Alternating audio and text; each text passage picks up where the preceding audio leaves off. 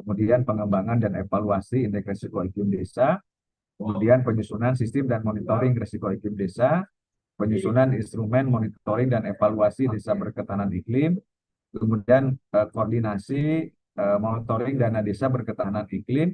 Ini semuanya inline juga dengan mandat Kementerian Desa untuk melaksanakan koordinasi nasional penggunaan dana desa. Kemudian pengembangan piloting desa percontohan untuk desa berketahanan iklim dan peningkatan kapasitas SDM desa. Ini beberapa kegiatan yang diusulkan di dalam matrik polisinya untuk diusulkan dalam hibah RIIB ini. Nah, pada kesempatan ini mohon saran dan masukan dari Bapak Ibu sekalian, terutama dari Kementerian Keuangan, Direktorat Jenderal Bina Pemdes, kemudian Direktorat LH Bappenas, kemudian Kementerian Lingkungan Hidup, dan tentu saja teman-teman dari Direktorat Teknis di Kementerian Desa dan Pembangunan Daerah tertinggal. Saya kira poin pentingnya di matrik ini untuk kita sepakati bersama menjadi bagian dari politik matrik yang disebutkan dalam hibah RIIB. Itu barangkali sebagai diskusi pada hari ini mohon oleh Bapak Ibu sekalian, barangkali sekilas info bisa disampaikan oleh tim AIB atau tim LH-nya Bappenas. Oleh karena itu kami berikan kesempatan pada AIB dan Direktorat Lingkungan Hidup Kedeputian Pangan Bappenas. Kami persilahkan. Akan mendampingi Bapak Ibu sekalian untuk penyempurnaan policy matrix dari policy action 1.3 ini. Nah, sebelum kita memasuki pembahasan mengenai result indikator, mungkin sebelumnya izinkan kami menyampaikan sedikit kilas balik begitu ya mengenai proses koordinasi yang telah kita lalui bersama untuk penyempurnaan dari policy matrix policy action 1.3 ini. Jadi sejak bulan April hingga awal Juli 2026 lalu, Bappenas bersama berbagai kementerian atau lembaga telah melaksanakan serangkaian diskusi koordinasi secara bertahap. Lalu diskusi tersebut melibatkan juga Kemendes, Kementerian Keuangan, serta berbagai unit teknis terkait, dimulai dari rasionalisasi policy action, pendalaman substansi kebijakan, lalu kita ada site visit juga, focus group discussion, hingga kemarin akhir di Grand Hyatt itu final workshop gitu ya, bersama-sama dengan seluruh PIC dari berbagai policy actions dari program CPBF Care ini. Lalu melalui rangkaian proses tersebut, kita telah berhasil mendapatkan berhasil dan mendiskusikan, membangun pemahaman dan kesepakatan bersama mengenai subprogram arah dari subprogram 2 serta desain awal dari result indikator. Nah, selain itu juga pada final workshop juga telah disepakati ya perlunya memperkuat koordinasi lintas sektor juga dengan melibatkan Kementerian Lingkungan Hidup, lalu serta adanya penyesuaian implementing agency di Kemendesnya gitu ya kepada Direktorat Fasilitas Pemanfaatan Dana Desa sebagai nantinya penanggung jawab implementasi dari Policy Action 1.3 ini. Nah, dengan demikian Bapak Ibu sekalian, pembahasan kita ini memang bukan dari nol, melainkan merupakan tahap penyempurnaan gitu ya dari atas hasil-hasil yang telah disepakati bersama. Kami juga memahami bahwa penyempurnaan result indikator ini merupakan proses dari yang memerlukan pembahasan lintas kementerian atau lembaga ya dan tidak dapat diselesaikan hanya dalam satu pertemuan. Fokus kita pada hari ini memang memastikan bahwa result indikator yang akan digunakan nantinya benar-benar bisa mencerminkan tujuan reformasi yang ingin dicapai, lalu dapat diukur menggunakan sistem data yang tersedia dan juga realistis gitu ya untuk dicapai selama periode program dan memiliki mekanisme verifikasi yang jelas gitu ya dan dapat dipertanggungjawabkan nantinya gitu. Dan Ya, maka dari itu dengan spirit seperti ini kami sangat mengharapkan pandangan dan masukan dari Bapak Ibu sekalian agar result indicator nantinya dapat disepakati dan dapat menjadi indikator yang kuat, lalu kredibel dan sekaligus praktis untuk diimplementasikan, begitu. Baik,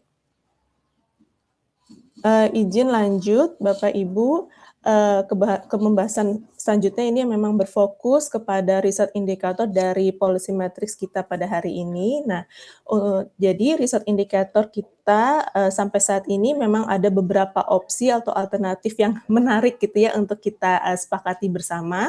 Nah, untuk yang opsi pertama ini adalah opsi dari usulan Kemendes gitu ya dari Biro Perencanaan yang sempat juga dipaparkan pada workshop tanggal 6 Juli lalu.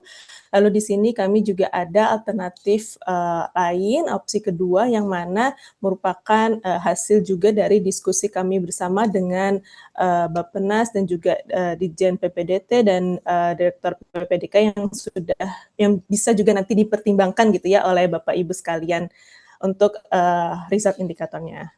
Nah, baik Bapak Ibu, kita bedah gitu ya untuk satu persatu dari opsi pertama ini. Di sini kami juga menyediakan poin diskusi gitu yang bertujuan untuk bisa menyamakan perspektif dan pemahaman bersama. Nah, untuk yang opsi pertama ini ada 2 result indikator. Yang pertama persentase desa yang mengalokasikan dana desanya untuk mitigasi dan adaptasi dampak perubahan iklim dalam struktur APB desa. Targetnya di sini tadi sudah ditulis ya 50,63% dengan target tadi baseline-nya 50,63%, lalu target nanti di 2029-nya yakni di 70%. Lalu yang kedua result indikatornya adalah jumlah kebijakan desa berketahanan iklim dengan baseline 0 dan targetnya di 2029 adalah ada 4 kebijakan desa berketahanan iklim. Nah, di sini juga kami meng-highlight gitu ya, ada poin-poin pertimbangan yang bisa nanti untuk menyamakan pemahaman persepsi atau bersama gitu ya. Jadi yang pertama, apakah dari usulan result indikator yang pertama ini masih mencerminkan implementasi reformasi IRIT dalam Policy Action 1.3 atau justru mau melepas linkage dengan IRIT-nya? Karena di sini kita mengetahui tidak ada narasi ya tentang IRIT-nya gitu ya di dalam result indikator yang pertama. Lalu yang kedua, apakah target dan ruang lingkup indikator bisa realistis untuk dicapai pada akhir program 2029. Lalu yang ketiga, apa definisi dari operasional dan dasar regulasi yang menjadi acuan khususnya untuk ini ada kata-kata desa berketahanan iklim gitu ya Bapak Ibu. Kita ingin memahami bersama gitu ya dari definisi dari desa ketahanan iklim itu dari mana, lalu yang keempat bagaimana mekanisme monitoring dan verifikasi data lainnya, misalnya melalui sistem keuangan desa atau dari sumber data lainnya seperti itu. Nah, mungkin sebagai perbandingan hasil dari diskusi kami bersama gitu ya, kemarin didapatkan juga result indikator opsi kedua yakni persentase jumlah desa yang menerima alokasi afirmasi dana desa berbasis IRIT yang mengalokasikan dana desa untuk kegiatan ketahanan iklim sesuai kegiatan kriteria yang ditetapkan di subprogram 2 gitu sebenarnya. Nah, di sini baseline-nya kita masih 0% karena memang pedoman operasional menu kegiatan yang memenuhi kriteria serta mekanisme pelaporannya baru akan diperkenalkan di subprogram 2 seperti itu. Jadi kita buat 0 di sini. Cuma nanti nggak apa-apa, ini bisa disesuaikan lagi kalau misalnya memang mau memakai baseline 50,63% sebenarnya tidak masalah gitu ya, asalkan sudah datanya itu jelas begitu ya Bapak Ibu. Nah, untuk targetnya kita buat 70% karena memang di sini kita menganggap karena ini adalah mengalokasikan desa-desa mengalokasikan afirmasi dana desanya mungkin hampir semua desa gitu ya mengalokasikan afirmasi dana desanya. Jadi kita anggap di sini masih realistis begitu untuk dicapai sebanyak 70%. Nah, poin pertimbangannya di sini untuk result indikator ini, yang pertama kita melihat ini masih selaras dengan Policy Action 1.3 karena secara langsung memang mengukur implementasi penggunaan dana desa pada desa penerima alokasi afirmasi berbasis iritnya. Lalu yang kedua, masih bisa menjaga keterkaitan yang kuat dengan reformasi kebijakan dengan mengukur apakah pedoman operasional Permendesnya diterjemahkan ke dalam keputusan penganggaran desanya. Lalu yang ketiga, kemungkinan resiko decouplingnya rendah karena pengukurannya tetap terbatas gitu pada desa yang hanya penerima alokasi afirmasi berbasis irit saja. Jadi hanya yang 2000 sekian desa, bukan keseluruhan desa yang menerima alokasi desa yang mana itu lebih besar begitu ya Bapak Ibu jumlahnya. Lalu yang keempat, unit analisisnya masih terlihat jelas dan konsisten gitu ya, yaitu persentase desa yang menerima alokasi afirmasi berbasis irit yang mengalokasikan dana desa untuk kegiatan ketahanan iklim sesuai kriteria yang telah disepakati di subprogram 2 gitu maksudnya. Lalu yang kelima, kita melihatnya mungkin lebih mudah dimonitor dan diverifikasi, jadi bisa menggunakan data penerima alokasi afirmasi serta dokumen APB desa, APBDes atau sistem keuangan desa yang telah disepakati seperti itu, yang tersedia seperti itu. Nah, mungkin saya post di sini ya Bapak Ibu untuk menerima tanggapan ataupun mungkin input dari Bapak Ibu sekalian. Ya, silahkan. Tahun 2026 dan untuk tahun depan juga irit ini masih masuk dalam salah satu indikator yang kami hitung dalam pengalokasian dana desa. Nah, dalam pengalokasian dana desa itu memang nanti kami juga akan memasukkan irit, namun untuk apa namanya formulasinya kami sekarang ini sedang apa namanya melakukan simulasi Pak dan Ibu Utari. Dan sampai saat ini kami sedang apa namanya mengumpulkan data-data karena memang untuk pengalokasian dana desa itu kita membutuhkan data-data dari Kemendagri, data-data dari Kemendes dan KL terkait dengan jumlah penduduk miskin, luas wilayah, terus juga untuk apa namanya kesulitan geografis dan data-data lainnya termasuk indeks desa juga. Nah, untuk irit sendiri itu kami yang menghitungkan untuk iritnya, tapi kami juga membutuhkan data-data lain dari KL terkait untuk menghitung irit ini. Nah, hitungan kami sudah melakukan simulasi, namun simulasinya masih pakai data yang lama. Nah, nanti setelah data-data yang baru ini terkumpul, kami juga akan melakukan simulasi untuk perhitungan pengalokasian dana desa. Nah, sampai saat ini irit ini masih masuk dalam perhitungan untuk pengalokasian dana desa di tahun 2027.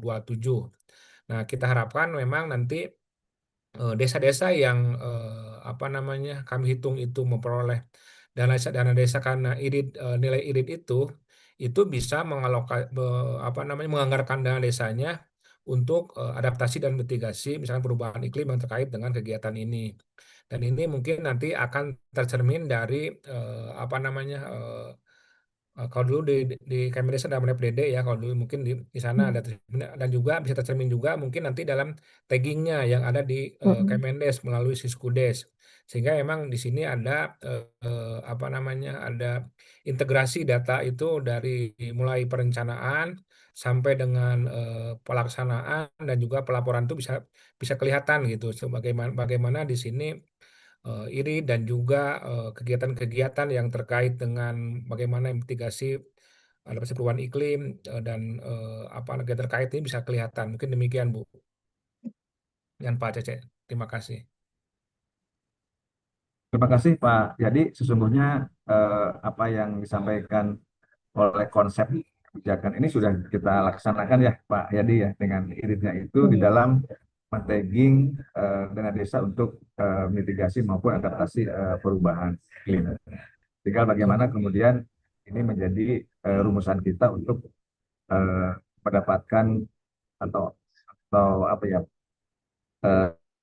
kebijakan untuk mendapatkan hibah lah, kurang lebihnya begitulah bahasa terangnya begitu ya. Kita merumuskan judulnya seperti apa. Terima kasih Pak Yadi.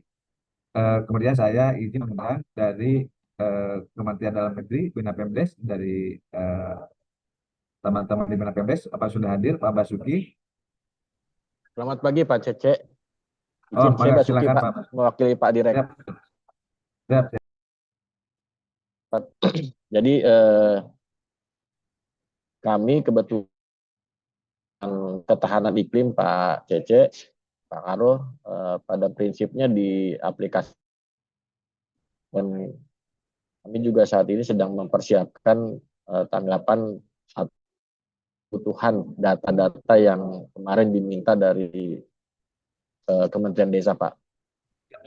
Mungkin sementara itu Pak yang dapat kami sampaikan. Baik, terima kasih Pak Basuki. Nanti barangkali teknisnya kita bilateral ya untuk memastikan komponen ininya kegiatannya. Diskusi Baik. ke sana tidak apa-apa. Baik Pak Basuki, terima kasih. Sama-sama Pak Karo. Ya, izin saya mengundang dari pengampu utamanya dari Dijen Desa dan Perdesaan. Dipersilakan.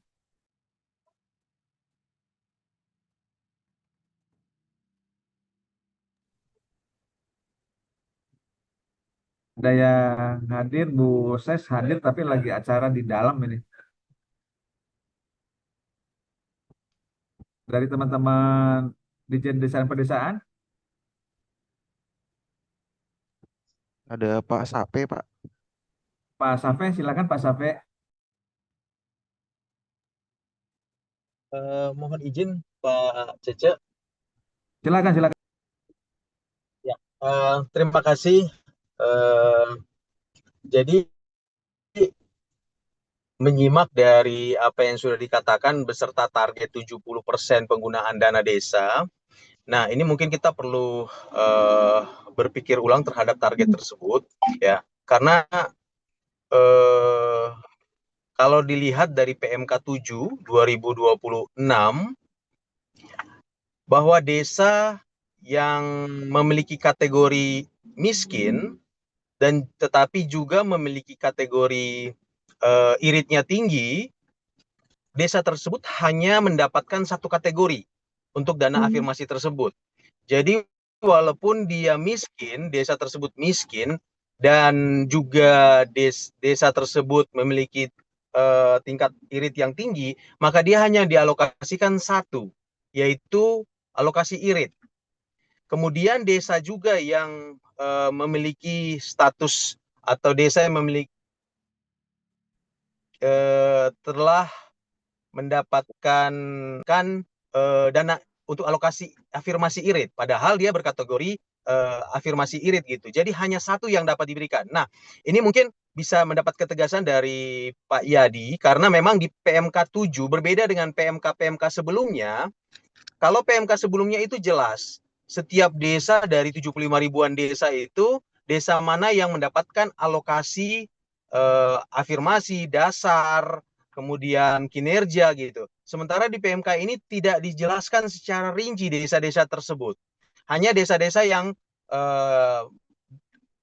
dialokasikan kategori irit saja gitu. Nah, kami pun mungkin akan berkoordinasi juga dengan secara intens dengan Kementerian Keuangan, karena kalau memang 70% ini akan diambil dari desa, apakah desa yang hanya mendapatkan alokasi irit atau secara global dia mendapatkan dana alokasi irit, atau desa yang hanya yang dimaksud dalam PMK 7 tersebut. Secara umum 2000-an desa yang masuk dalam kembali, ada beban dalam dana desa di Inpres 8 2025 terkait dengan optimalisasi pengentasan kemiskinan dan pengentasan kemiskinan ekstrim. Nah, itu bebannya juga ada di dana desa. Sementara alokasi afirmasi hanya untuk kemiskinan ekstrim itu tidak jelas. Desa mana yang mendapatkan, begitu. Nah, jangan sampai ini menjadi bias, kategori 70% diberikan, untuk seluruh ditentukan untuk 70% seluruh yang dikategorikan irit, sementara ada beban untuk mengalokasikan dana desa juga dari setiap desa untuk mengentaskan kemiskinan. Nah, ini yang perlu kita bicarakan kembali. Apabila ini sudah jelas, maka kita mungkin bisa menentukan kategori 70% tersebut. Mungkin sementara itu dulu, Pak Cece. Terima kasih.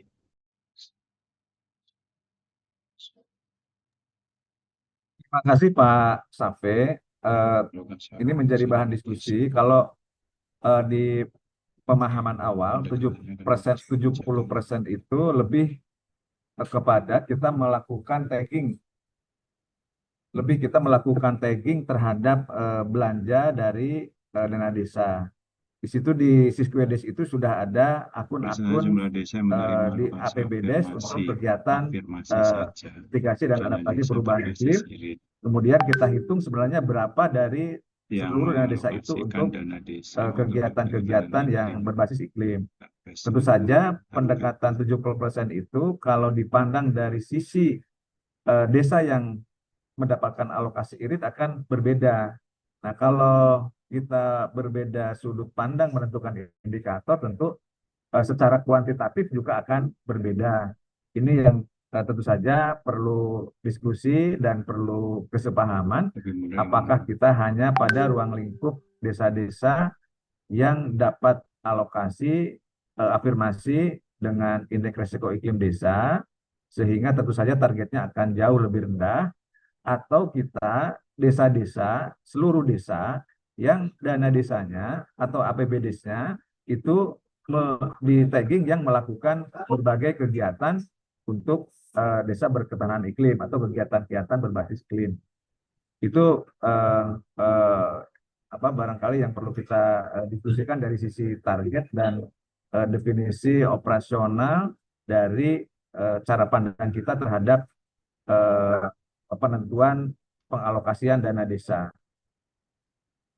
Nah, barangkali Pak Yadi bisa merespon atau juga dari AIP bisa merespon terhadap target dan pembuktian dari 70% ini. Kalau saya tadi dari seluruh desa, kemudian di tagging dari struktur APBDes-nya terhadap kegiatan desa yang berbasis iklim.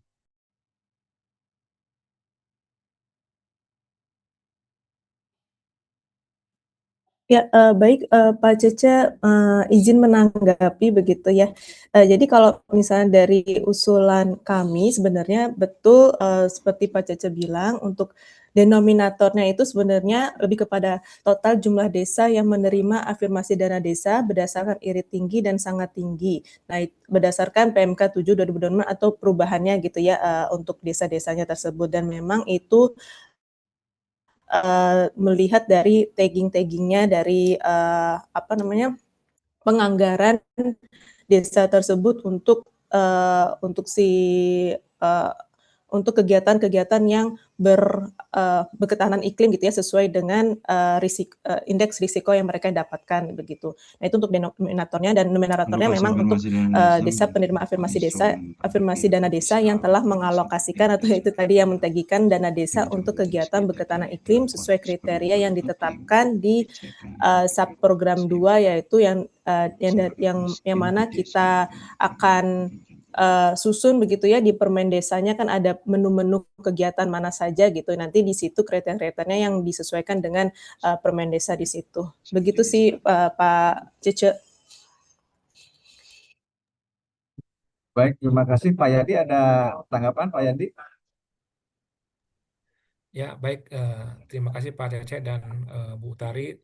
Tadi ada pertanyaan dari Pak Sape ya. Memang untuk irit ini kita tidak disebutkan desa mana aja yang nanti masuk kategori yang karena iritnya itu menerima alokasi afirmasi. Nah, mungkin nanti kalau emang ada program ini kan bisa juga kita sampaikan ke desa-desa mana yang mungkin desa itu memperoleh dana desa itu karena dia nilai iritnya itu. Nah, namun demikian memang untuk angka baseline kita sekarang ini di sini 0 ya. Kami cek juga datanya sih kalau di data di sini memang belum banyak ya desa yang menganggarkan kegiatan yang terkait dengan iklim ya yang kami cek dari data APBDes.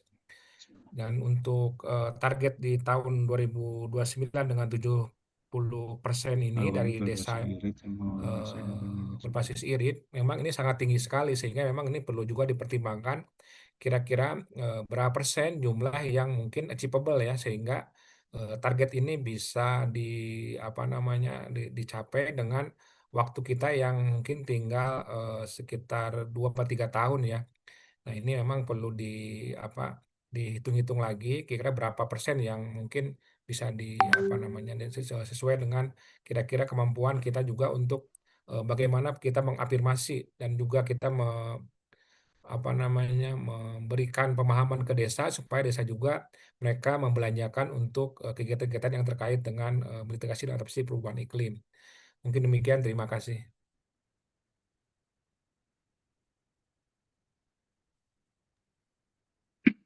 Pak Yadi, makanya ini di layar ini ada dua pandangan ya. Kalau yang dari PPDT ini dan dari Bappenas ini berbasis irit. Kalau di sebelah kanan ini dalam APBDes-nya saja. Jadi, ini barangkali perlu dipastikan mana indikator ya akan kita sepakati bersama.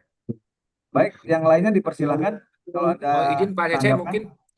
mungkin kalau indikator mungkin lebih pasnya untuk APBDes aja Pak. Kalau untuk desa yang berbasis irit kita sampaikan mungkin karena kita juga sedang simulasi untuk pengalokasian dana desa bagaimana tahun 2027, apakah kita menggunakan yang formula yang sama atau berbeda. Kelihatannya mungkin kalau kita menyebutkan desa-desa iritnya itu ini mungkin agak kita belum bisa menentukan Pak, karena dengan jumlah dana desa yang semakin sedikit, tentu kita juga harus mempertimbangkan lagi apakah kita sama seperti sebelumnya, ada AD, ada AK, ada AF atau AA ya. Walaupun tetap kita hitung, cuma kita bisa aja tidak menyebutkan masing-masing alokasi-alokasi tersebut seperti tahun-tahun sebelumnya. Nah, ini masih kita simulasikan Pak. Jadi mungkin yang usulan lebih tepat sih, mungkin kami lebih setuju kalau di APBDes itu Pak dilihatnya untuk bagaimana nanti kebijakan-kebijakan terkait dengan iklim ini Pak. Siap-siap Pak Yadi, betul. Saya juga sih lebih sepakat dengan yang sebelah kiri ya. Jadi dari APBDes-nya bukan dari iritnya, barangkali lebih umum dan lebih mudah untuk kita monitoring dan evaluasi. Di samping juga tadi Pak Yadi menyampaikan dalam proses simulasi dari berbagai indikator variabel untuk mengukur dari desa-desa yang berbasis irit ini. Baik, silakan dari yang lain, mungkin ada yang ingin ditambahkan. Dan saya izin ini baterainya udah lowbat dan di lapangan tidak ada charger, jadi saya akan bergeser dulu. Tapi silakan yang ingin menyampaikan pandangannya, nanti Ada boleh dibantu Pak Pak Mek. Koko, Sebentar, Pak. silakan. Pak Koko dari Pak Koko, LH, Pak. oh silakan. Silakan Pak Koko. Ya, terima kasih Bapak Ibu. Terima kasih Pak Cece. Mohon maaf Siap, terlambat. Ya, pertama makasih nih. Terkait dengan diskusi ini kami melihatnya, suara saya terdengar nggak ya? Mohon maaf. Halo? Terdengar Pak Koko. Jelas. Ya. Pertama terkait dengan penggunaan ini kan kita kembali lagi bahwasannya ini kan kita bicara terkait dengan fokus iklim ya. Artinya kan karena kan fokus kebijakan terkait iklim, pendanaan iklim, saya melihatnya mungkin kita melihat dari, saya sepakat tadi, kita melihat dari afirmasi ini kan sudah ada penggunaan dana desa. Kalau kita mengaji di dalam penggunaan Permendes terkait dengan penggunaan dana desa yang fokus penggunaan dana desa di 2025 kan cukup detail terkait dengan penggunaan untuk adaptasi dan mitigasi. Saya pikir mungkin teman-teman bisa menggunakan data itu sebagai baseline awal untuk melihat apakah desa-desa yang sudah menggunakan mengalokasikan sesuai dengan Permendes. Artinya kan sebenarnya sudah ada ini payung pelaksanaannya di teman-teman di Kemendes. Artinya kita mungkin bisa menggunakan itu lokasi-lokasi yang teman-teman di desa sudah menggunakan atau menggunakan APBDes-nya untuk kegiatan adaptasi mitigasi. Artinya ketika mereka menggunakan pemanfaatan dana itu secara logikanya bahwasannya desa tersebut memang punya risiko tinggi dan punya emisi tinggi. Artinya ketika mereka melakukan aksi adaptasi mitigasi sesuai dengan apa yang ada di dalam Permendes tentang penggunaan 16/2025 ya kalau nggak salah yang tahun ini ya. Nah, itu sebagai gambaran bahwasannya teman-teman di tingkat desa mereka sudah mencoba mengurangi risiko dan juga emisinya. Saya pikir dengan melihat data yang penggunaan terkait dana desa yang sekarang digunakan oleh teman-teman desa itu sebagai patokan untuk kemudian kita memberikan afirmasi. Artinya mereka punya informasi bahwasannya mereka sebenarnya melakukan aksi adaptasi dan mitigasi berdasarkan kondisi yang di wilayahnya. Artinya penggunaan dana desa yang mereka lakukan sebagai bagian untuk mengkonfirmasi bahwasannya mereka punya risiko yang cukup tinggi terkait dengan perubahan iklim dan juga punya emisi gas rumah kaca yang perlu dikurangi. Saya pikir itu Pak Cecep, makasih. Terima kasih Pak Koko. Mohon izin nih Bapak Ibu sekalian, Pak Cecenya lagi mencari sumber listrik ya di tempat acara. Jadi mungkin Bu Tari mungkin bisa menanggapi terlebih dahulu, Bu Tari, atas diskusi yang barusan. Ya, ya. Baik, terima kasih banyak atas tanggapannya Bapak-Bapak sekalian. Jadi untuk melihat dari kedua opsi ini memang yang opsi pertama ini yang lebih masuk akal begitu ya Bapak Ibu ya. Jadi persentase desa yang mengalokasikan dana desanya untuk mitigasi dan adaptasi dampak perubahan iklim dalam struktur APB desanya. Nah, di sini yang menjadi pertanyaan apakah hal ini masih bisa dikaitkan dengan PMK 7 2026 begitu Bapak Ibu, karena kan memang kita policy action yang pertama untuk program pertama kita kan kita mengangkernya ke PMK 7 2026 begitu ya Bapak Ibu. Jadi itu sih pertanyaan dari kami begitu, apakah masih bisa kita kaitkan begitu untuk ini. Kalau terkait dengan PMK berarti ini perlu penjelasan dari Pak Yadi kembali nih. Silahkan Pak Yadi. Ya, baik. Terima kasih Bu Utari. Untuk PMK pengelolaan dana desa, Bu, nanti kita tiap tahun tuh akan ada perubahan, Bu. Sehingga yang PMK 7 ini akan kita ubah lagi, Bu, dengan PMK untuk tahun 2027 ininya, dana desanya. Dan ini juga tiap tahun rencananya kami akan melakukan PMK masing-masing untuk pengalokasian per tahunnya, Bu. Memang kami sempat kemarin itu 2 tahun lalu ini rencananya kami buat PMK itu yang jangka panjang, ya. Tapi ternyata dengan kebijakan sekarang yang lebih dinamis lagi, kami kesulitan untuk menentukan PMK yang bisa berlaku beberapa tahun, sehingga kami sekarang untuk pengalokasian dana desa itu dibuat per tahun lagi. Jadi untuk tahun depan kita akan melakukan PMK yang baru lagi, Bu. Baik. Untuk yang di PMK yang baru lagi, apakah berarti untuk daftar desa penerima irit afirmasi dana desanya itu menjadi berubah ya Pak ya, untuk kriteria iritnya segala macam gitu ya? Atau sebenarnya formulasinya akan sama untuk iritnya? Formulasinya sebetulnya mirip-mirip, Bu. Jadi indikator-indikator yang sebelum digunakan akan kita gunakan untuk perhitungan di dana desa. Nah, untuk iritnya sendiri kami masih menghitung lagi. Ya, mungkin bisa jadi ada perubahan jumlah desa yang masuk kategori menggunakan irit ini, mana desa-desa penerima alokasi dana desa dari dari desa berbasis irit ini. Nah, ini masih kami proses untuk perhitungannya, Bu. Oke, baik Pak. Mohon izin Pak untuk saat ini realisasinya berarti untuk desa-desa yang menerima alokasi afirmasi tersebut yang berbasis iritnya, apakah mereka sudah desa-desa yang penerimanya itu sudah mengalokasikan untuk kegiatan ketahanan iklim seperti itu, atau meleset jauh ya dari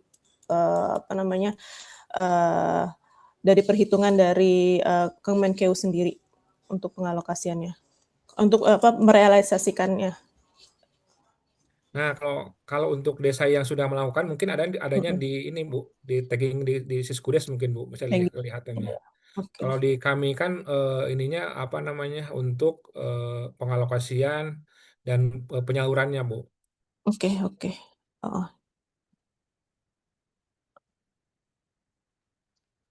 Berarti untuk pengalokasiannya sendiri itu basisnya berarti dari penganggaran desanya ya Pak ya. Jadi desa menganggarkan, terus setelah itu dari Kemenku mengalokasikan untuk dana desanya yang benar-benar untuk yang afirmasi iritnya gitu ya, berbasis iritnya. Tidak, Bu. Jadi yang irit itu kita dari indikator-indikator Oh, apa yang yang dari ya Kemenkumnya ya. betul. Oke, baik, baik. Ya. Baik, izin berarti kalau untuk result indikatornya memang dari kami disarankan untuk satu indikator saja Bapak Ibu. Jadi kalau misalnya kalau di sini ada 2, jadi memang kami sarankan untuk satu saja supaya pencapaiannya bisa lebih realistis gitu ya, tidak terlalu berat juga kepada PIC-nya. Seperti itu. Ya, ada yang resen ini, Bu Tari ya. Silakan Pak Mustaqim. Baik. Baik, Mas Maikri, izin Bu Tari, rekan-rekan dari DJPK. Izin Bu, kita harus memiliki dasar dulu bahwasanya alokasi afirmasi dana desa, ini afirmasi dana desa ya Bu, jadi bukan afirmasi APBDes ya. Jadi afirmasi itu dikhususkan untuk dana desa, bukan untuk APBDes. Pada dasarnya merupakan instrumen keberpihakan fiskal kepada desa tertinggal dan sangat tertinggal dengan jumlah penduduk miskin tinggi. Jadi alokasi afirmasi itu ada 3 kriteria itu. Namun apabila dikaitkan dengan perubahan iklim, berarti itu bagus. Berarti di dalam penganggaran dana desa harus dikaitkan bagi desa-desa yang sangat rentan, yang kriteria 4 dan 5 yang paling bawah tuh. Jadi itu bisa masuk menjadi kriterianya di perhitungan dana desa yang khusus apabila dikaitkan alokasi afirmasi untuk alokasi berbasis irit. Namun posisi saat ini itu afirmasi itu 3 poin tadi itu, desa yang tertinggal, sangat tertinggal, dan yang jumlah penduduknya miskin, tinggi. Itu. Kalau terkait irit, itu diperuntukkan untuk alokasi kinerja. Alokasi kinerja. Jadi kelihatannya nanti nggak akan nyambung nih kalau terkait topik pembahasan ini. Karena apa? Desa itu tidak menerima alokasi kinerja, tetapi dituntut untuk mengalokasikan. Karena alokasi afirmasi itu bagaimana mengentaskan desa tertinggal dan sangat tertinggal, dan harapannya itu adalah pengentasan kemiskinan. Secara konteks memang perubahan iklim itu kebijakan yang memiliki relevansi yang kuat ya, karena masyarakat miskin di desa itu merupakan kelompok yang paling rentan terhadap dampak bencana atau perubahan iklim. Jadi dalam diskusi ini berarti kan ada 2 unsur yang harapannya alokasi afirmasi itu juga mengkaitkan desa-desa yang rentan, yang iritnya yang paling rendah itu juga masuk menjadi perhitungan. Baru masuk dalam evaluasi berapa sih desa yang mengalokasikan dana desanya untuk berbasis irit. Seperti itu, Bu. Jadi kalau umpama desa tidak menerima alokasi kinerja tapi dituntut untuk mengalokasikan mitigasi, itu kelihatannya enggak karena alokasi afirmasi tujuannya tadi itu untuk kemiskinan sama pengentasan perkembangan status desa. Mungkin seperti itu, Bu. Terima kasih. Oke. Baik Pak Mustaqim. Ya, jadi maaf Pak Mustaqim. Jadi dari 2 yang disampaikan Bu Tari ini, Pak Mustaqim prefer ke yang mana gitu? Yang kiri apa yang kanan gitu? Kalau bagi saya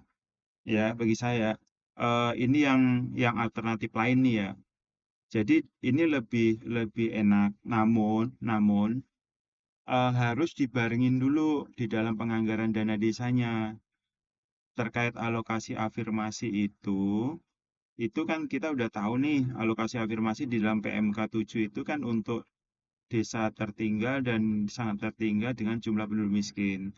Tapi kita suruh melihat bahwasanya yang menerima afirmasi harus menganggarkan mitigasi apa namanya untuk perubahan iklim. Tapi kalau umpama dipaksa targetnya 70% kelihatannya kok agak berat ya. Karena kan kalau dana desa, karena kan benar nih APBDes itu kan memang lebih dominan, lebih banyak itu banyak yang dari dana desa, bukan dari dana yang lain. Yang besarnya di luar dari dana desa kecil.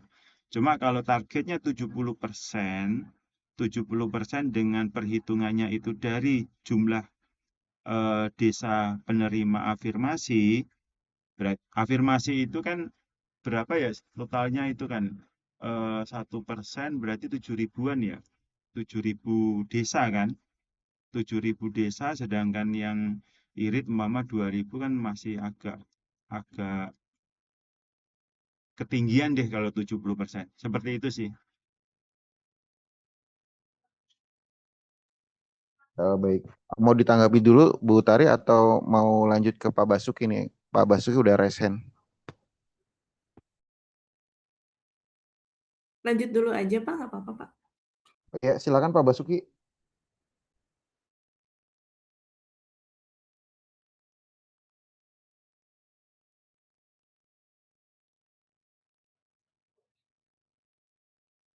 Masih di mute Pak Basuki. Terima kasih Pak Mekri, Bu Tari.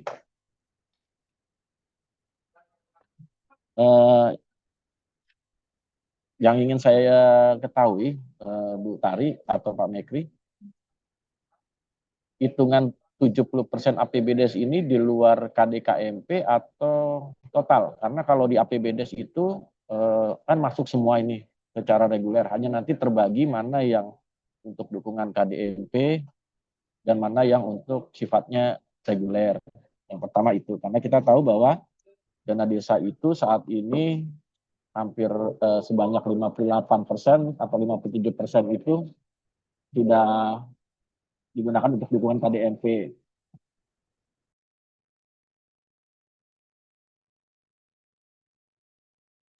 Yang berikutnya lagi, yang kami ingin bahwa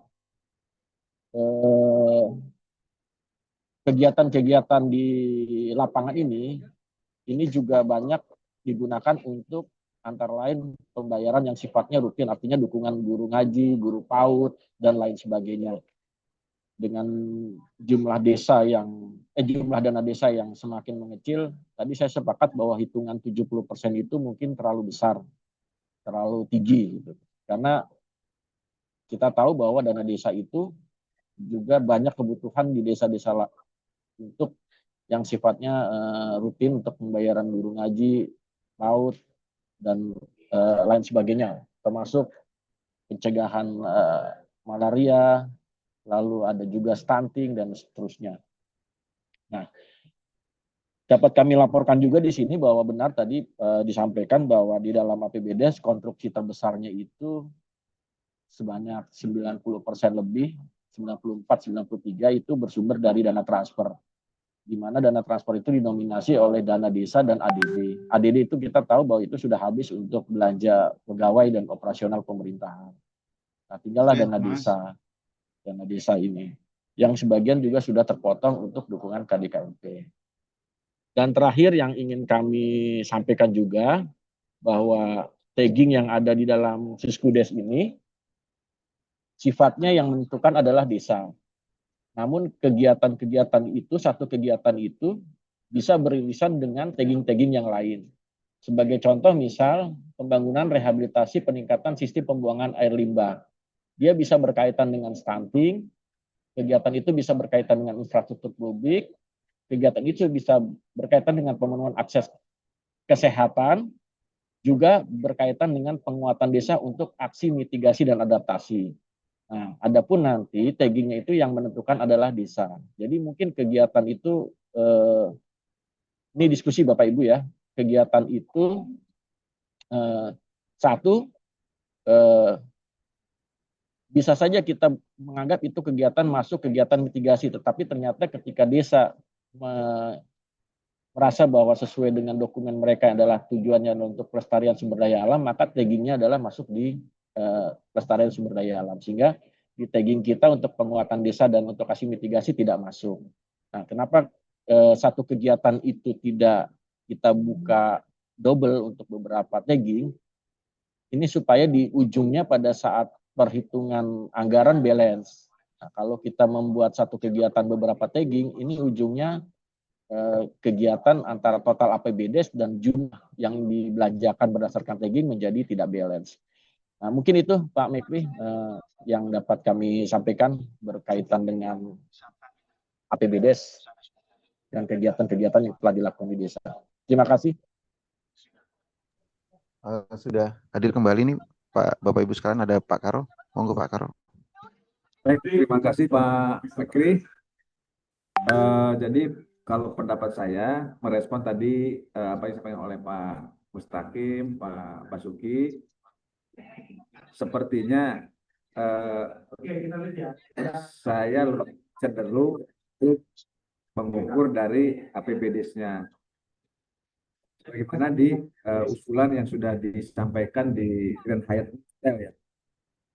Kemudian mengenai target, saya sepakat untuk disesuaikan kembali karena dari data APBD yang kami terima juga datanya dari teman-teman dari BJPK Pak Yadi, di kita rata-ratakan baseline-nya itu di angka 50%-an yang sudah tadi saya sampaikan.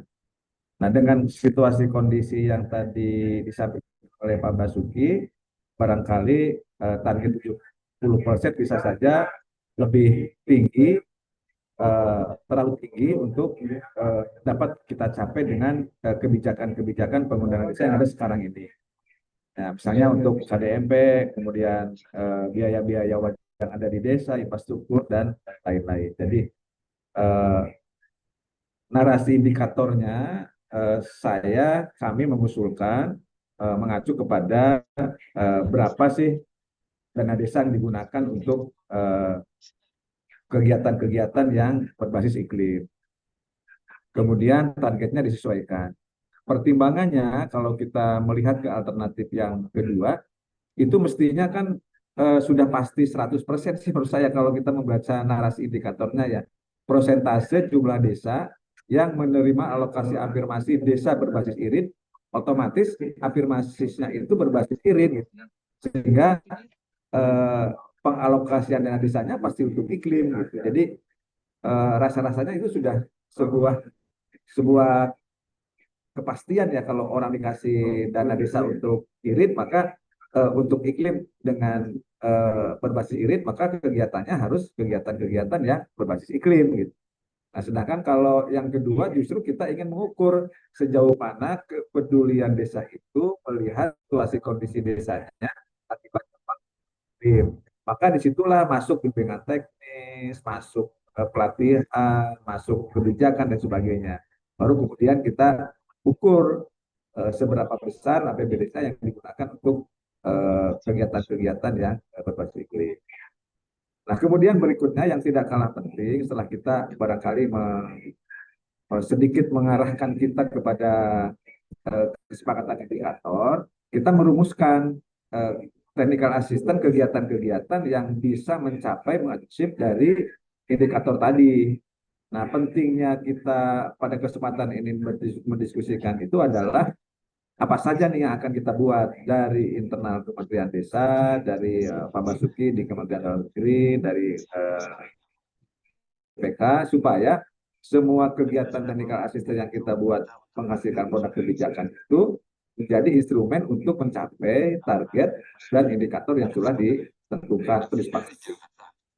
Karena juga kita dibatasi, tadi Bu Tari sudah menyampaikan lainnya, kapan kita bisa menyampaikan policy matrix ini yang akan segera ditetapkan oleh eksekutif agensinya, kemudian menjadi pijakan kita bersama untuk merancang semua kegiatan tersebut. Tentu sambil kita menunggu berapa alokasi hibah yang akan diberikan kepada masing-masing PI.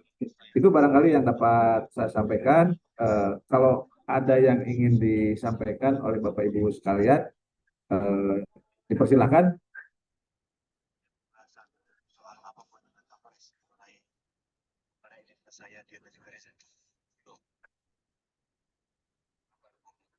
Bu Tari, silakan Bu Tari. Terima kasih banyak atas penjelasannya.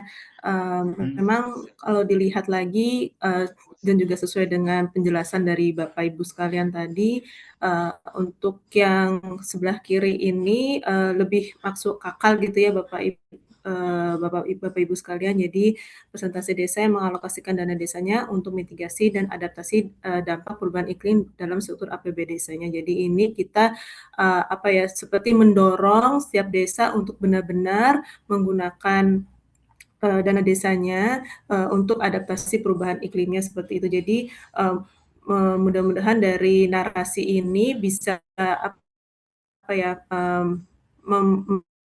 memberikan dampak reformasi yang menjadi spirit dari program IIB ini sebetulnya. Mungkin untuk baseline dan targetnya nanti bisa kita bahas lagi bersama ya Pak Cece ya dan Bapak Ibu sekalian dengan PIC-nya juga yang mana yang benar-benar bisa dicapai, dan juga mungkin untuk denominatornya kita memakai apa dan numeratornya untuk kita kriterianya memakai yang mana, itu juga nanti kita bisa bicarakan. Tentunya lagi-lagi kita perlu memikirkan bagaimana mekanisme monitoring dan verifikasi datanya itu seperti apa supaya nanti bisa dipertanggungjawabkan juga gitu ya Pak Cece, dan juga bisa terukur dan dampaknya itu bisa terlihat begitu dari policy based program ini. Seperti itu sih Pak Cece dari saya. Baik Bu Tari, tapi ngomong-ngomong nih kira-kira hibahnya dapat berapa ya Bu untuk PAYU Kemen? Oh gitu, baik. Sebenarnya Pak Cece kalau untuk program ini kan memang sebenarnya policy based loan gitu ya, jadi tidak ada uang langsung kepada tiap-tiap PIC-nya, karena ini uangnya memang loannya dipinjam kepada masuk ke kas negara, ke Kemenkeu gitu, dan nanti dari Kemenkeu-nya nanti yang akan menentukan uang ini untuk dipakai seperti apa, seperti itu Pak Cece. Dan sebenarnya untuk dari ini program ini tiap-tiap PIC itu memang mendapatkan insentif untuk bisa mendapatkan technical assistance begitu ya dari nanti dari partner donor yang ada untuk bisa membantu ini. Namun memang untuk sampai saat ini kita dalam tahap identifikasi dulu saja technical assistance-nya seperti apa Pak Cece, dan kebutuhan dari tiap-tiap PIC-nya maunya seperti apa yang mau dibantunya tuh mau sampai seperti apa gitu juga memang benar harus ditentukan, dan nanti ini bisa menjadi topik utama untuk technical working group meeting di awal Agustus depan sih Pak Cece, seperti itu.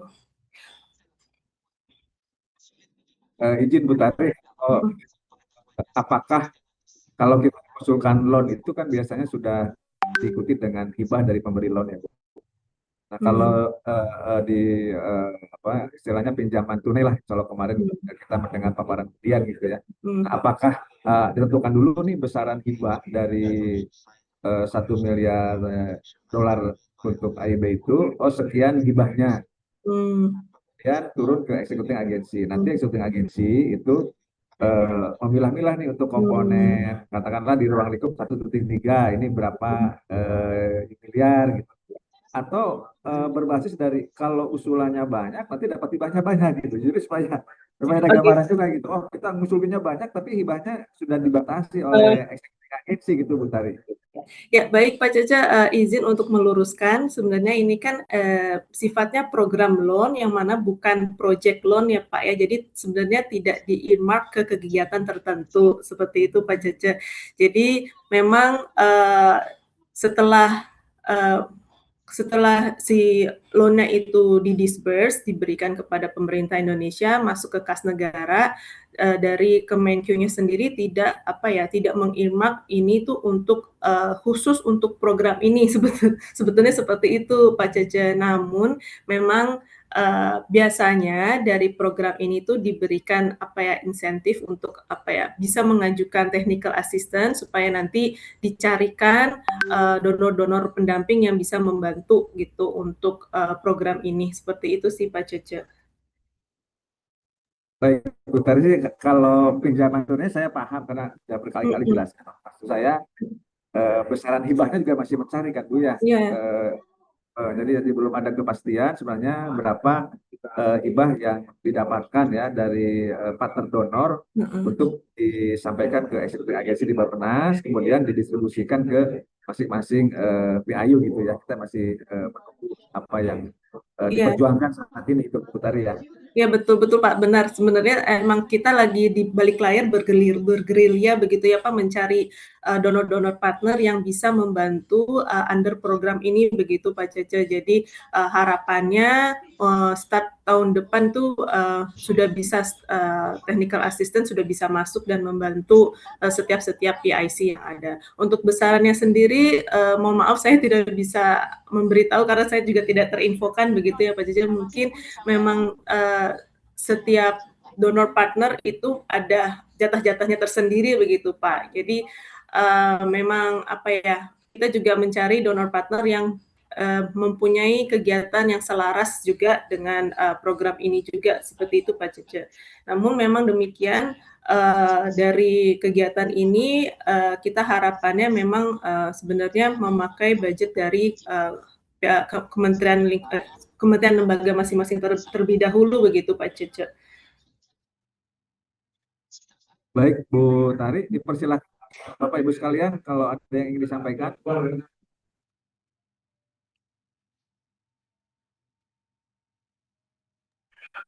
Dari PPDT atau dari PDP atau dari yang lain yang hadir di Zoom dipersilakan untuk memberikan tanggapan. Sebentar, jangan.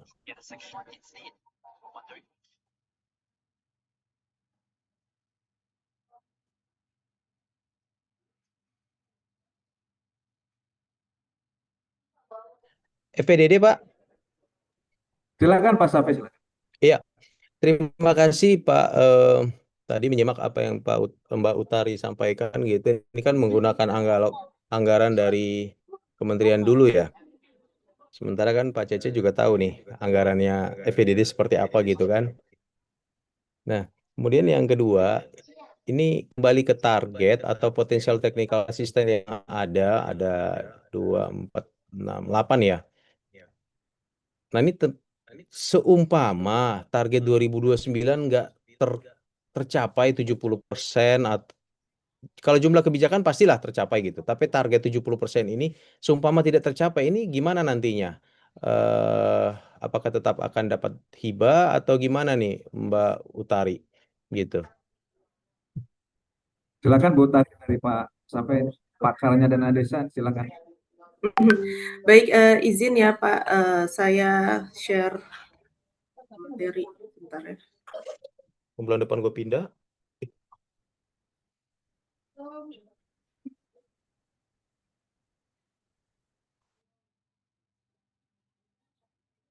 Ya, jadi begini,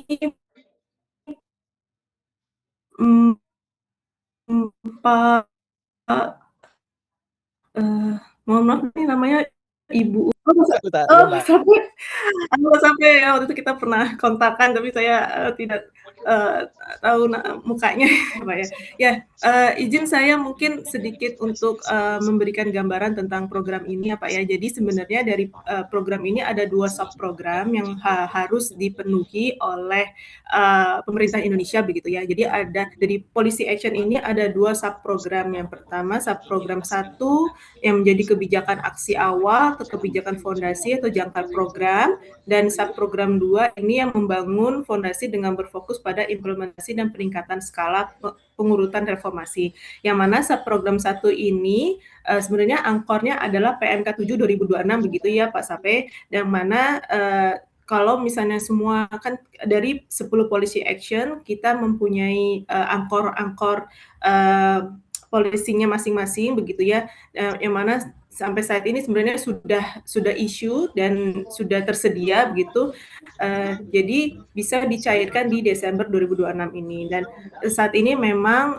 prosesnya di internal EAIB sedang melaksanakan appraisal seperti itu Bapak Ibu. Nah, untuk pencairan berikutnya sebenarnya milestone-nya adalah di subprogram 2 ini yang mana fondasi atau policy turunan dari subprogram 1 itu bisa terisu atau bisa terimplementasikan gitu. Jadi kalau misalnya di 2028 ini kan target pencariannya di 2028 yang kedua. Nah, itu si subprogram 2-nya atau kalau kita kan memakai Permen Desa gitu ya untuk turunan dari PMK 7 2002. Nah, 6-nya. Nah, itu kalau sudah ada dan sudah isu dan bisa diimplementasikan, nah, itu bisa menjadi milestone atau target pencairan di 2028 begitu Pak. Jadi memang untuk pencairan di 2028 adalah issuance dari policy yang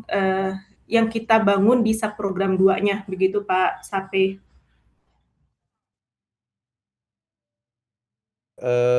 Terima kasih Mbak. Jadi kekhawatiran kami sebagai PIC nantinya gini Bu. Dasarnya kan PMK 7 ya. PMK 7 ini kebetulan keluarnya setelah Permendes fokus kami keluar gitu. Nah, sehingga di dalam menyusun PMK Permendes 16 ketika itu keluar bulan Desember, mengingat ruang fiskal teman-teman di desa itu ruang geraknya sangat sedikit, sehingga dari 8 fokus dan salah satunya adalah fokus terkait desa tahan iklim ya, itu menjadi opsional. Kami tidak menentukan mereka wajib gitu.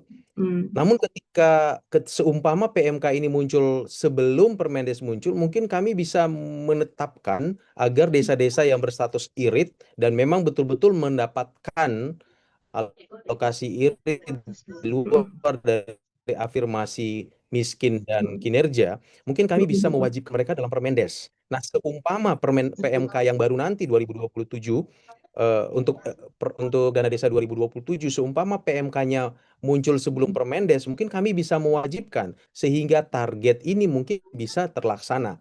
Tapi kembali lagi kami di dalam FPDD juga kami coba rembukan karena target 70%, mohon izin Pak Cece, 70% dari dana total keseluruhan desa, kami ambil contoh saja 2025 tahun lalu itu hanya 5% Pak dari 75.000 desa yang mengalokasikan anggaran DD-nya untuk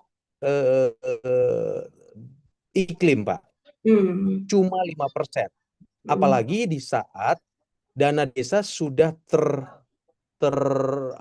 terblokir untuk kegiatan KDMP karena KDMP tahun ini kan 53, sekian persen.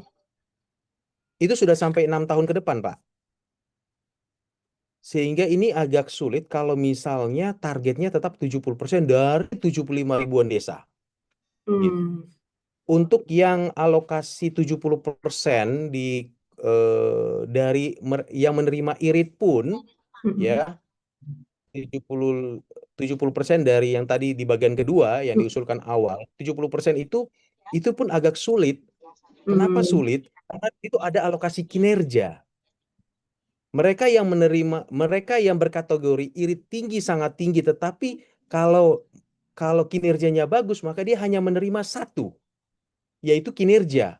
Walaupun dia irit, termasuk dalam 2000-an desa tersebut. Kemudian desa yang berkategori berkategori miskin, kemudian dia pun dikategorikan irit, maka dia hanya menerima irit saja. Miskinnya pun harus dilaksanakan sesuai mandat dari Impres 8 tadi gitu.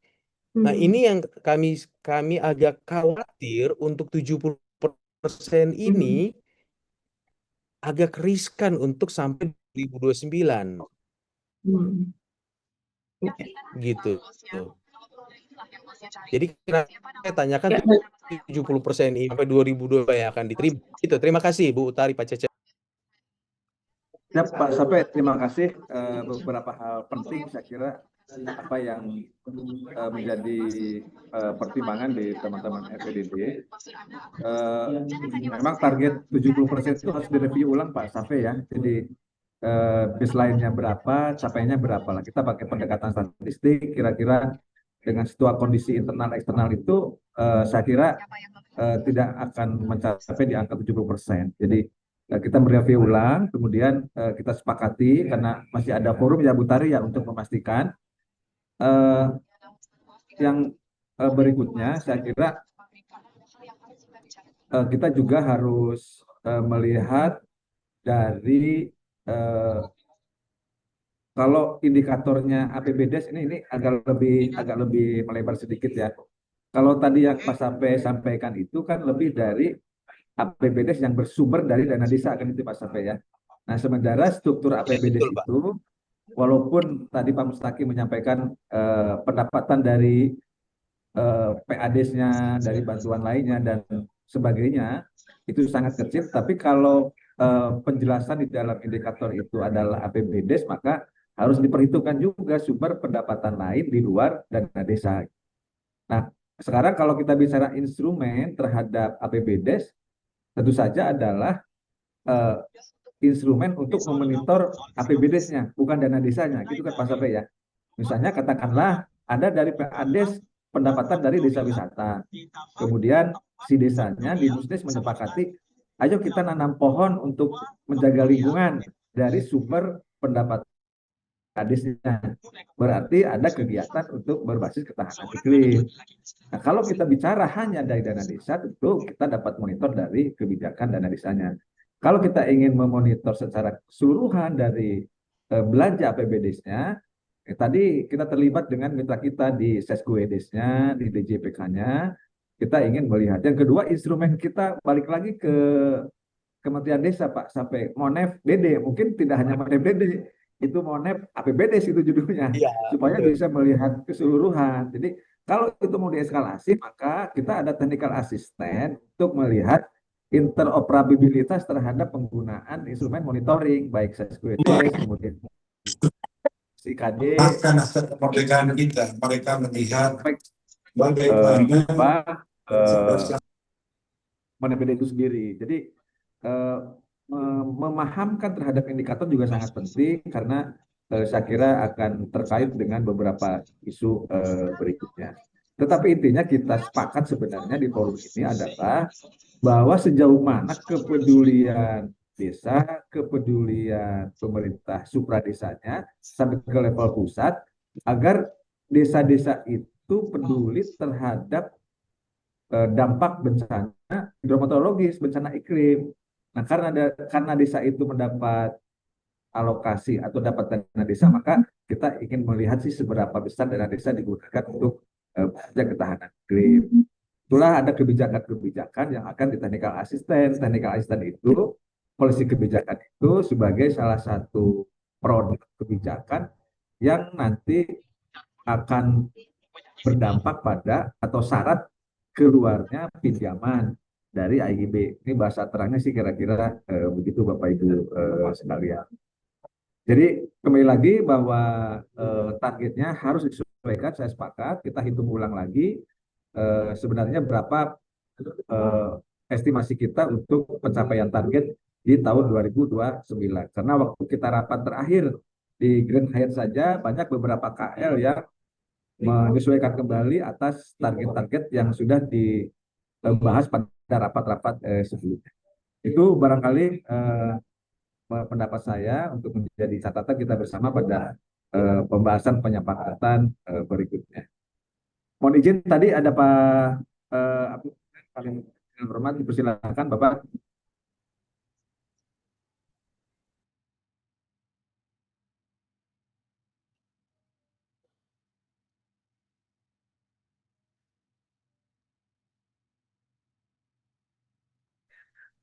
Izin Pak Abdurrahman. Sebentar, saya keluar dulu sedikit, saya lagi di ruangan. Maaf.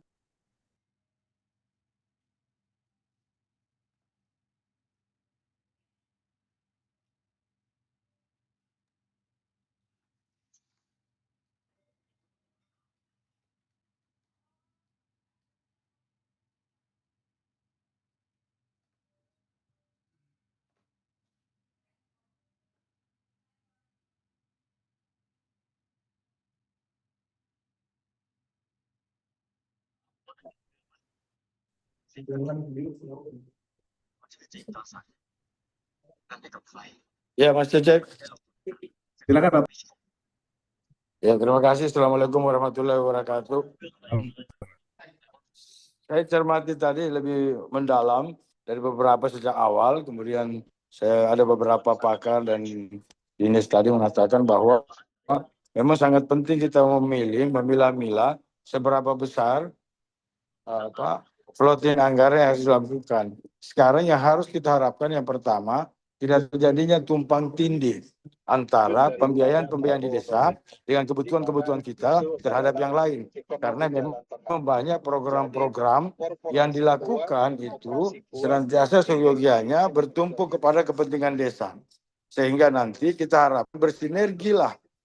Ada sinergitas antara program-program yang dilakukan, baik instansi dinas yang berbeda, katakanlah koperasi, desa, Kemendagri, tapi satu ukurannya adalah untuk kemajuan dan kesejahteraan masyarakat desa. Yang kedua, program ini nanti kalau betul dilakukan dengan baik RKB-nya, maka harus ada kejelasan. Atau tidak ada beberapa provinsi yang menjadi pilot project terhadap kegiatan-kegiatan tersebut. Sehingga menjadi indikator ukurannya. Dulu memang asbabun nuzulnya ini tertinggal selalu berada di daerah Papua. Karena memang berdirinya seperti itu. Tapi kita harapkan nanti ternyata ada beberapa titik di Jawa juga yang bagian dari ekstrim, iklim, dan kebutuhan-kebutuhan mendesak. Meskipun sifatnya insidentil. Maksudnya apa? Ketika kita lakukan ini program yang bagus ini, kita tinggal dudukan saja menjadi iridinya ini dengan PPDT dan termasuk juga kementerian-kementerian yang lain yang kita bisa dudukan. Kita harapkan tadi diskusinya sudah bagus, saya dengar, saya cermati. Tinggal kita cari follow up-nya saja sehingga kita ambil benang-benangnya untuk kita melakukan program. Jangan sampai programnya terlalu banyak tapi manfaat yang dirasakan masyarakat itu cukup berkurang. Kedua, ada alokasi kegiatan yang penting Pak Cece. Misalnya di Jawa itu di daerah mana sebagai indikator. Kalimantan itu di mana misalnya. Sulawesi, di Papua, Sumatera di mana. Jadi tolak ukur untuk pelaksanaan ini.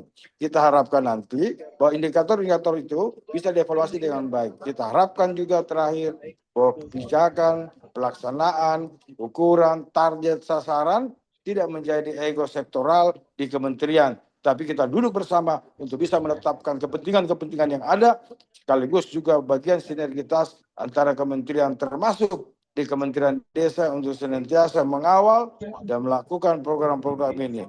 Dan ini menjadi ukuran yang utama untuk kita bisa laksanakan dan bisa juga dievaluasi sekaligus ada peningkatan tahun-tahun berikutnya. Saya kira demikian Pak Cece, terima kasih. Assalamualaikum warahmatullahi wabarakatuh. Waalaikumsalam. Terima kasih Pak sebagai penasihat desa sudah menyampaikan poin-poin penting bagaimana kemudian program bersinergi, kemudian indikatornya bisa terukur dan berdampak bagi kesejahteraan desa. Saya kira ini juga akan lahir dari kebijakan-kebijakan oleh kementerian lembaga terkait, khususnya yang erat hubungannya dengan dampak perubahan iklim. Baik, terima kasih Pak Abdurrahman. Kalau masih ada yang lain, dipersilakan.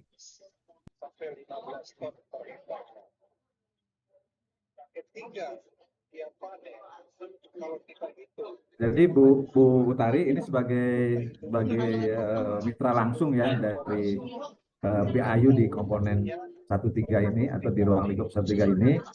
Setelah kita diskusi ini, langkah-langkah berikutnya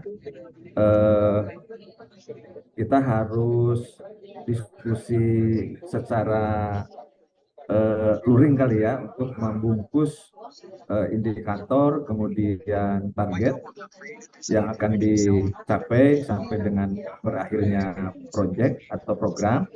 Kemudian yang kedua, menyepakati poin-poin yang menjadi bagian policy matrixnya di technical assistant yang akan diusulkan untuk program hibah ini. Tentu saja apa yang sudah dirancang sebelumnya ini menjadi bahan penting bagi kita semua dengan melibatkan beberapa kementerian dari dalam negeri, tentu saja juga sangat erat kaitan dengan kebijakan di desa, kemudian keuangan di DJPK, erat kaitan dengan kebijakan formulasi dan penyaluran dana desa. Dan tentu saja di Kementerian Desa sendiri, saya kira sebagai pengampu utama pembangunan di desa, dan Dirjen PDP sudah disepakati sebagai leading sektornya dengan didukung oleh kemudian di Biro Perencanaan dalam hal program dan anggarannya, untuk kemudian ini menjadi kegiatan terus melalui kongres, jadi tidak kita rapat-rapat sering boleh, tapi kita harus segera menyepakati sebagai